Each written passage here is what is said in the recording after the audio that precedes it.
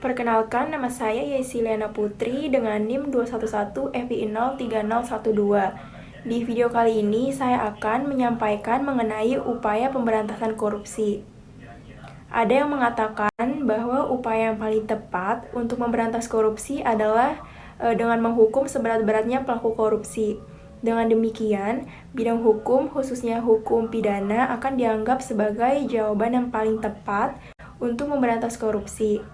Kita bahkan memiliki sebuah lembaga independen yang bernama Komisi Pemberantasan Korupsi, yaitu KPK, yang dibentuk salah satunya untuk memberantas korupsi. Namun apa yang terjadi, korupsi tetap tumbuh subur dan berkembang dengan pesat. Sedihnya lagi, dalam realita ternyata lembaga dan aparat yang telah ditunjuk tersebut dalam beberapa kasus justru ikut menumbuh suburkan korupsi yang terjadi di Indonesia.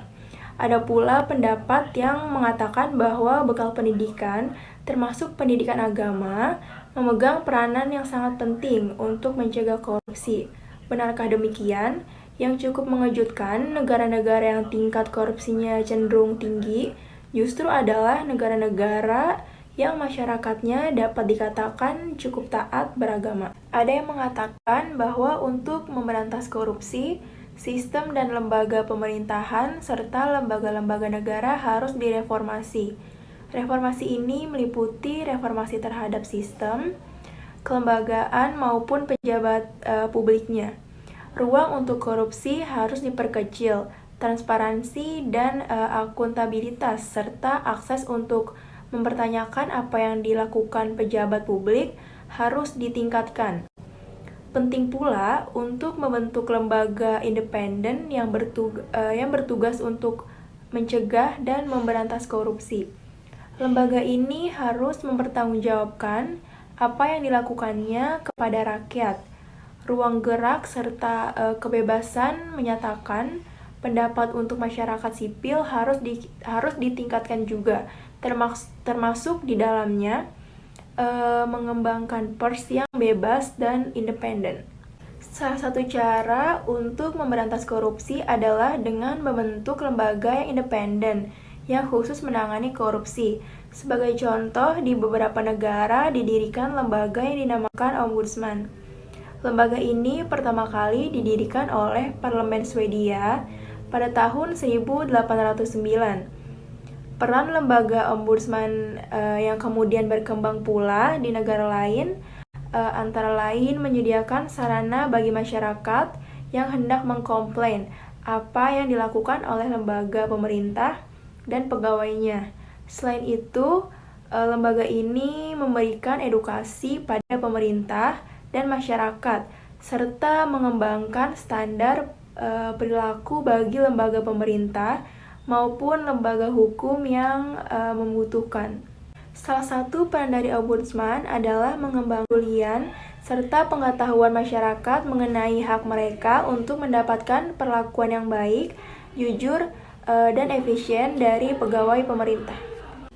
Selanjutnya ke konsep pemberantasan korupsi. Ada jawaban yang tunggal dan sederhana untuk menjawab mengapa korupsi timbul dan berkembang demikian masif di suatu negara. Ada yang menyatakan bahwa korupsi ibarat penyakit ganas yang sifatnya tidak hanya kronis tapi juga akut. Ia menggerogoti perekonomian sebuah negara secara perlahan namun pasti.